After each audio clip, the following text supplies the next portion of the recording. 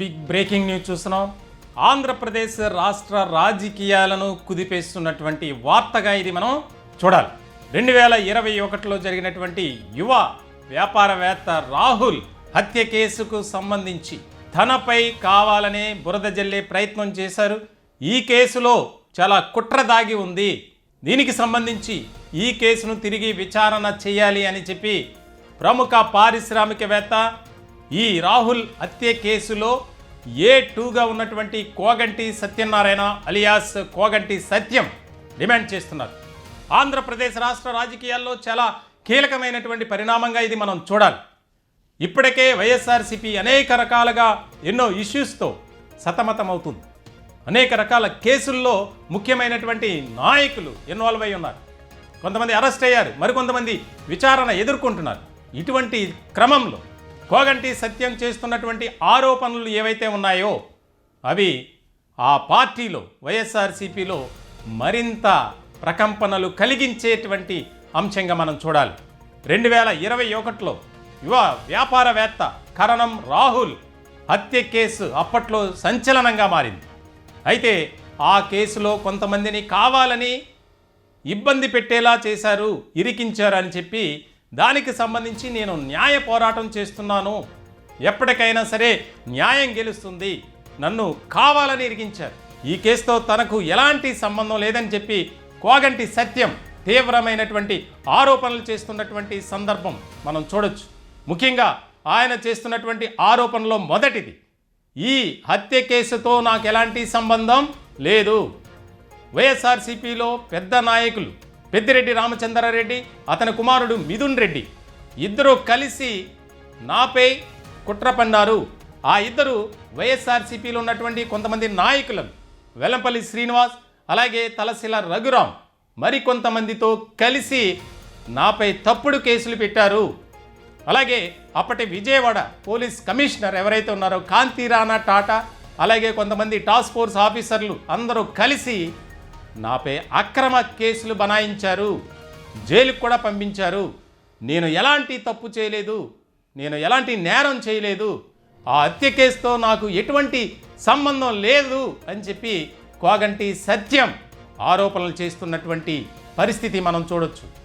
మేము number 1 news తరపున కొంత సేకరించినటువంటి సమాచారం, అలాగే ఆధారాలు, సాక్ష్యాలను బట్టి మేము ఇది చెప్తున్నటువంటి విషయం. అలాగే అతి కష్టం మీద కోగంటి సత్యంతో మేము మాట్లాడే ప్రయత్నం చేశాం. ఆయన కూడా ఇదే అంశాలని వెల్లడించారు. దీనికి సంబంధించి ఎన్నో పేజీల ఆధారాలను, దానికి సంబంధించి కోగంటి సత్యం ఎవరెవరిని అప్రోచ్ అయ్యారు, తనకు జరిగినటువంటి అన్యాయంపై ఏ అధికారికి ఏ విధంగా విన్నవించుకున్నారనేది ఇవన్నీ మా దగ్గర ఆధారాలు ఉన్నాయి. ముఖ్యంగా వ్యాపారంలో వచ్చినటువంటి ఆర్థిక పరమైనటువంటి వివాదాలు కారణంగా పెద్దిరెడ్డి రామచంద్రారెడ్డి, మిథున్ రెడ్డి, కొంతమంది వైఎస్ఆర్సీపీ నేతలు రాహుల్ని హత్య చేయించారు. ఆ హత్య కేసుకు నాకు ఎలాంటి సంబంధం లేదు అనేది కోగంటి సత్యం చెప్తున్నటువంటి మాట. ఇక్కడ చాలా కీలకమైనటువంటి అంశంగా ఇది చూడాలి. ఇప్పటికే రాష్ట్ర రాజకీయాల్లో వైఎస్ఆర్సీపీ పరిస్థితి ఏ రకంగా మారింది, తయారైంది అనేది మనం చూస్తున్నాం. అధికారంలో ఉన్నప్పుడు అడ్డగోలుగా వ్యవహరించడం, అనేక మందిపై అక్రమ కేసులు బనాయించడం, జైలుకు పంపడం, ఇవన్నీ చేసుకుంటూ వచ్చారు. ఇప్పుడు ఒక్కొక్కటిగా వారి అరాచకాలు, అక్రమాలు బయటపడుతున్నటువంటి పరిస్థితి మనం చూస్తూనే ఉన్నాం. రోజుకొక అంశం వెలుగులోకి వస్తుంది. కొంతమంది అరెస్ట్ అవుతున్నారు, మరికొంతమందికి నోటీసులు ఇవ్వటం, మరికొంతమంది జైలుకు వెళ్ళడం, ఇంకా కొంతమంది అయితే ఈ కేసుల నుంచి తప్పించుకోవడానికి పరారైనటువంటి పరిస్థితి మనం గమనించవచ్చు. ఇప్పుడు ఈ కేసులో విచారించండి, తిరిగి విచారిస్తే నేను దానికి పూర్తిగా సహకరిస్తాను, నా దగ్గర పూర్తిగా ఆధారాలు ఉన్నాయి, వాటన్నిటినీ మీకు ఇస్తా, నాకు న్యాయం చేయండి, ఈ కేసుతో నాకు ఎలాంటి సంబంధం లేదు అని చెప్పి ఆయన నిర్భయంగా చెప్తున్నటువంటి పరిస్థితి మనం గమనించవచ్చు. నెంబర్ 1 న్యూస్తో ఆయన మాట్లాడారు. ఆయన ఈ కేసుకు సంబంధించి ఏం మాట్లాడారు, ఏం చెప్పారు అనేది ఒకసారి మీరు కూడా చూడండి. 2021 ఆగస్టు రాహుల్ అనే అతన్ని మర్డర్ జరిగింది. కానీ ఆ కేసుతో మాకు ఎటువంటి సంబంధం లేకపోయినా కానీ మరి కోరాడు విజయ్ కుమార్తో పాటు నన్ను కూడా కలిపి ఆ కేసులో ముద్దాయిగా చేర్పించారు. అసలైన నిజం బయటపడిని. కానీ ఆ రోజున తెలుసు, వైఎస్ఆర్ పార్టీ వాళ్ళకి తెలిసి కూడా వాళ్ళు అసలైన నిజాన్ని బయట పెట్టకుండా మమ్మల్ని అందరిని అరెస్ట్ చేసి మమ్మల్ని ఇరికించేది ఆ కేసులో. కానీ ఆ రోజున ఆ మర్డర్ జరగడానికి కారణం పెద్దిరెడ్డి అట్లనే నితిన్ రెడ్డి వాళ్ళిద్దరి ఆధ్వర్యంలో పొంగనూరులో ఈ కుర్రాడికి సుమారుగా ఒక 40 కోట్ల వరకు డబ్బు పెట్టుబడి పెట్టి నష్టపోయి ఉన్నారు. కాబట్టి వాళ్ళిద్దరూ పెద్దిరెడ్డి నితిన్ రెడ్డి కూడా నష్టపోయి ఉన్నారు. కాబట్టి ఇక్కడ తలసల రఘురాం అట్లనే ఎల్లంపల్లి శ్రీనివాస్ ఇద్దరిని పట్టుకొని మరి ఆ రోజున ఉన్నటువంటి రాణా సిపి గారిని ముగ్గురిని పట్టుకొని ఈ కేసుని రాహుల్ని చంపేసిన కేసుని, రాహుల్ అనే అతను విజయ్ కుమార్ పార్ట్నరు, వాళ్ళకేం గొడవలు కూడా ఏం లేవు, ఇద్దరు కూడా కలిసి ఒక సిలిండర్ ఫ్యాక్టరీ పెట్టారు. చనిపోయిన రాహుల్ అట్లానే విజయ్ కుమార్, కోరాడు విజయ్ కుమార్ ఇద్దరు కలిసి ఆ రోజున విజయ్ కుమార్ వాళ్ళ ఆఫీస్ నుంచి వెళ్తుంటే ఫాలో అయ్యి తీసుకెళ్ళి డివి మెనర్ వెనకమాల కారులో అతి దారుణంగా మెడకి వైరస్ చంపేసినటువంటి ఈ పెద్దిరెడ్డి, నితిన్ రెడ్డి, ఎల్లంపల్లి శ్రీను, 4 తలసల రఘురాం, 5 రాణా, 6, 7, 8, 9, 10 ఆఫీసర్స్ వీళ్ళందరినీ కూడా మరి ముద్దాయిలుగా అంటే నేను ప్రెస్ మీట్ పెడుతున్నాను. చంద్రబాబు నాయుడు గారికి అలానే లోకేష్ బాబు గారు ఎర్ర బుక్కులు ఎక్కించుకోవాల్సిన ఎర్ర కన్నా ఇంకా రెడ్ అయినటువంటి న్యూస్ ఇది. మరి దీన్ని ఎర్ర బుక్కులో ఎక్కించుకొని మళ్ళీ రీఇన్వెస్టిగేషన్ చేస్తే అసలైన నిజాలు బయటపడతాయి, అసలైన దొంగలను అరెస్ట్ చేయాల్సిన అవసరం ఉంది. కాబట్టి నేను సిబిసిఐడికి ఇమ్మని చెప్పేసి కనీసం 4-5 నెలలు అవుతుంది మన పార్టీ అధికారంలోకి వచ్చిన కాడి నుంచి కూడా నేను డీజీపీ గారికి లెటర్ ఇవ్వడం జరిగింది, సిఐడి వారికి ఎంక్వైరీ చేయడం జరిగింది. కానీ ఫైనల్ రిపోర్టు రాలేదు కాబట్టి డీజీపీ గారి దగ్గర పెండింగ్ ఉంది. కాబట్టి దాన్ని త్వరగా ఇన్వెస్టిగేషన్ చేయకపోతే ఇప్పుడు నా దగ్గర ఏంటంటే సాక్ష్యాధారాలు ఉన్నాయి. కాబట్టి ఈ సాక్ష్యాధారాలను తారుమారు చేయకుండా అట్లానే ఇప్పుడు జగన్మోహన్ రెడ్డి గారు బాబాయ్ని చంపేసినటువంటి దాంట్లో ఒక్కొక్క సాక్షిని చంపుకుంటూ ఎలా వస్తున్నారో చచ్చిపోయినట్లుగా చూపిస్తున్నారు వాళ్ళు.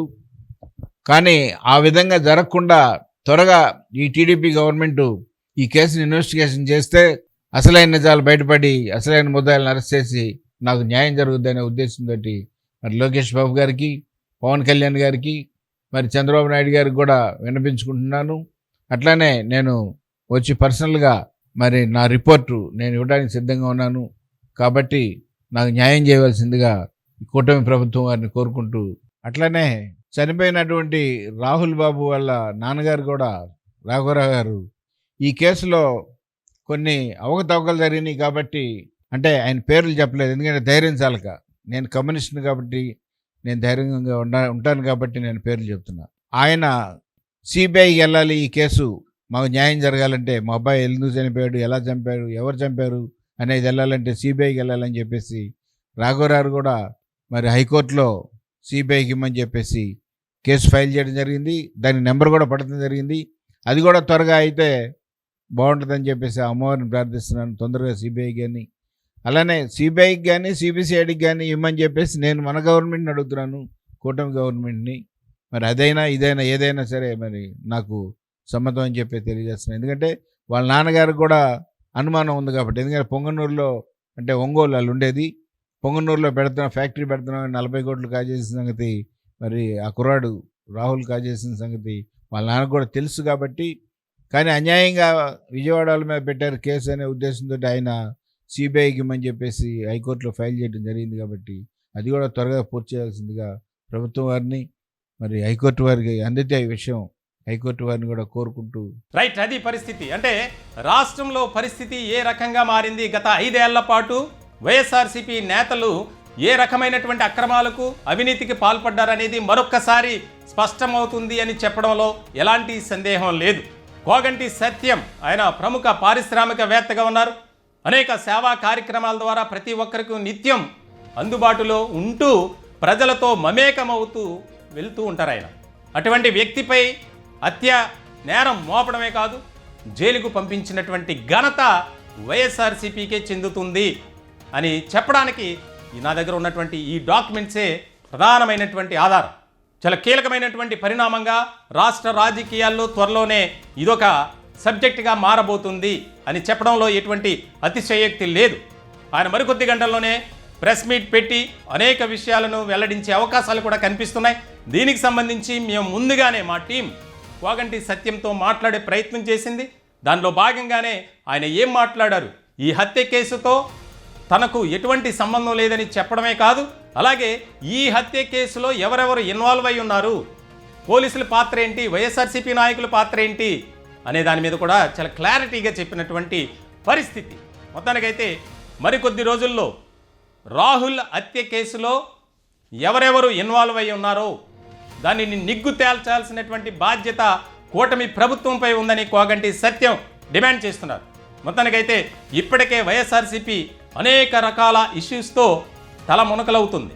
హత్య కేసులు, అలాగే అక్రమాలు, అవినీతికి సంబంధించి మరొక రాహుల్ హత్య కేసు తెర మీదకే రావటం, దానికి సంబంధించి ఈ కేసులు అనేక రకాలుగా ఆరోపణలు ఎదుర్కొంటూ అక్యూజ్డ్ నెంబర్ 2గా ఉన్నటువంటి కోగంటి సత్యం ఆయన ఇప్పుడు బయటకు వచ్చి న్యాయ పోరాటం చేసేందుకు సన్నద్ధమవుతున్నారు. ఈ విషయం తెలిసి వైఎస్ఆర్సీపీ నాయకులు ఉక్కిరి బిక్కిరవుతున్నారట. మొత్తానికి చూడాలి రాబోయే కాలంలో యువ వ్యాపారవేత్త రాహుల్ హత్య కేసుకు సంబంధించి అనేక రకాలుగా కీలకమైనటువంటి పరిణామాలు చోటు చేసుకునే అవకాశాలు అయితే స్పష్టంగా కనిపిస్తున్నాయి.